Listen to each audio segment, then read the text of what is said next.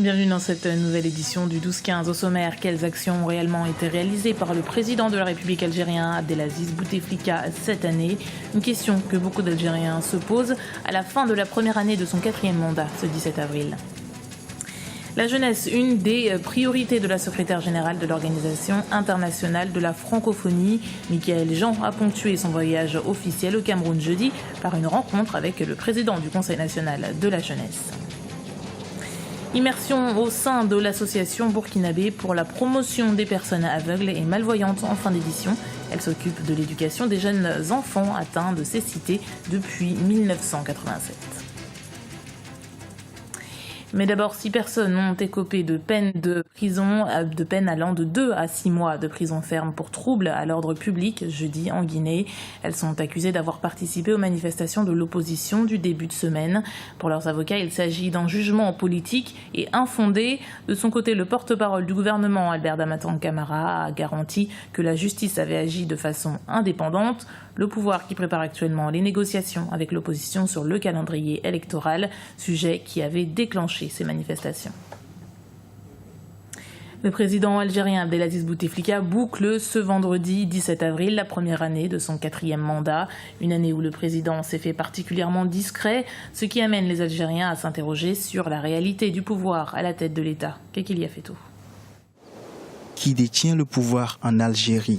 La question est sur toutes les lèvres dans ce pays d'Afrique du Nord, alors que le président de la République Abdelaziz Bouteflika arrive au terme de la première année de son 4e mandat. L'Algérie est en proie à de nombreuses menaces et les défis imposent la mobilisation de toutes les énergies du pays. Pour certains observateurs, c'est la gestion même du pouvoir au sommet de l'État qui polarise toutes les attentions. Les Algériens ont l'impression que les choses sont bloquées. Le président est absent, il ne s'est pas adressé à la population depuis avril 2014, on n'a pas écouté sa voix.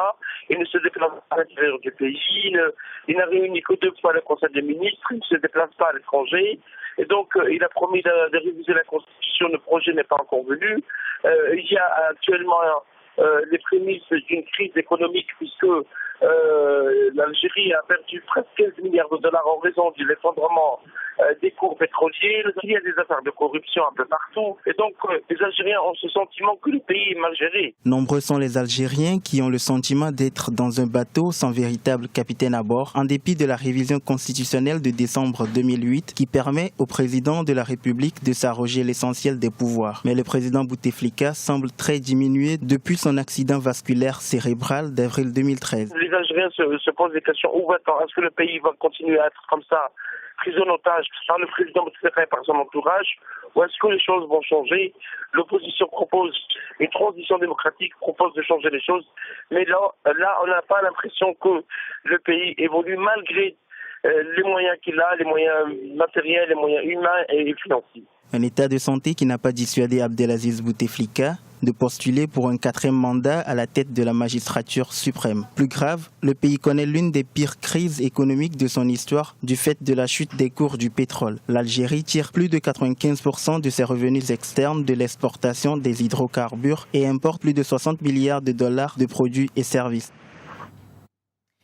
Le gouvernement équato-guinéen est connu. Les ministres ont prêté serment ce mercredi à la présidence de la République.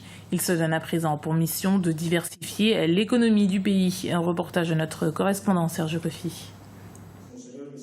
La composition de la nouvelle équipe gouvernementale a été rendue publique ce mercredi en Guinée équatoriale. Au total, l'exécutif sera composé de 25 ministres titulaires. Les ministres des Affaires étrangères, des Travaux publics, des Mines et de la Défense ne changent pas de locataire. On note l'arrivée de nouveaux ministres, à savoir André Bomio, anciennement président de la FEGIFOOT, qui devient ministre de la Jeunesse et des Sports. Miguel Egonga Obiang et Jeniosé Obiang occupent respectivement les ministères des Finances et de l'Information. Pour le chef de l'État équato-guinéen, ce gouvernement doit être un gouvernement de résultats. Nous avons remanié le gouvernement à cause de la crise économique. Nous devons réduire les dépenses. Beaucoup de responsables de départements ministériels n'apportent pas ce qu'il faut pour le développement. Il y a beaucoup de blocages. Nous devons promouvoir le développement de ce pays. Cette nouvelle équipe est confrontée à plusieurs défis. Face à la récession due à la baisse du cours de pétrole, il faudra réduire le train de vie de l'État avec une utilisation rationnelle des ressources. Opérer un nouveau dynamisme dans le secteur des investissements en attirant les investisseurs, mais aussi faire reculer la corruption.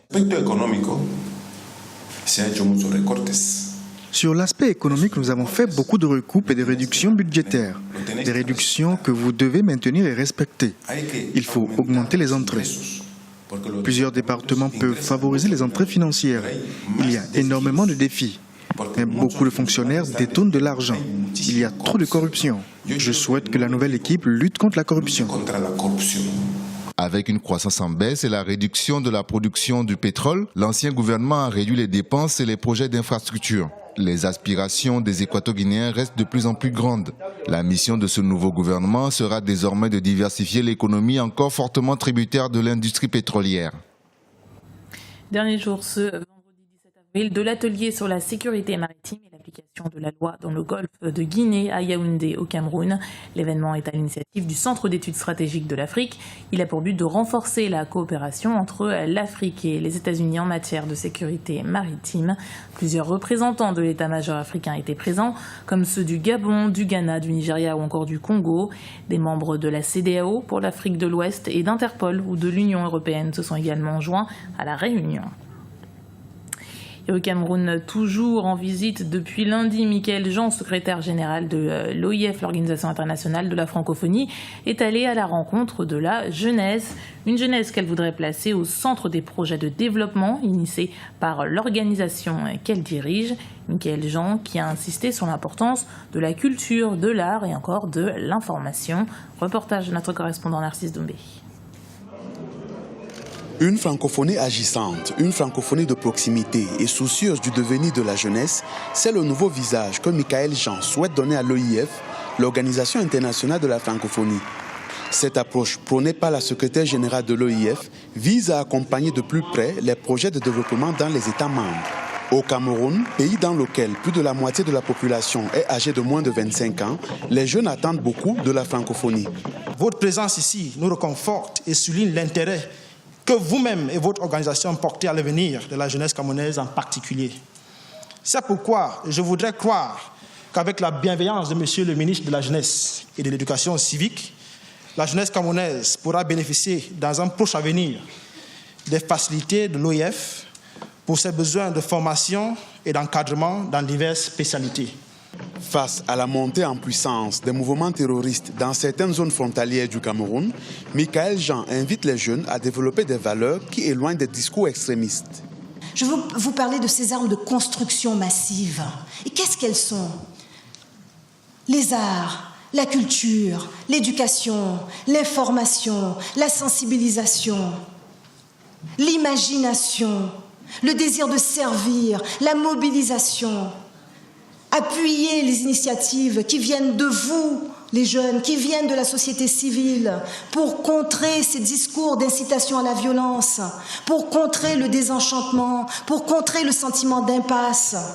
Michaël Jean est la première femme à occuper le poste de secrétaire général de l'OIF. Élue en novembre 2014, elle a réservé ses 2 premières sorties au continent africain. Le Cameroun, qui la reçoit après la Guinée, est membre de l'Organisation internationale de la francophonie depuis le 19 novembre 1991. Les enseignants sont en grève depuis ce mercredi au Sénégal. Comme en mars 2015, les professeurs militent pour une meilleure évolution de carrière, une intégration des vacataires, des indemnités de logement ou de correction d'examen ou encore un meilleur accès à la formation. Le risque de l'année blanche est réel pour les syndicalistes. Il s'agit du 5e plan d'action mené par le corps enseignant.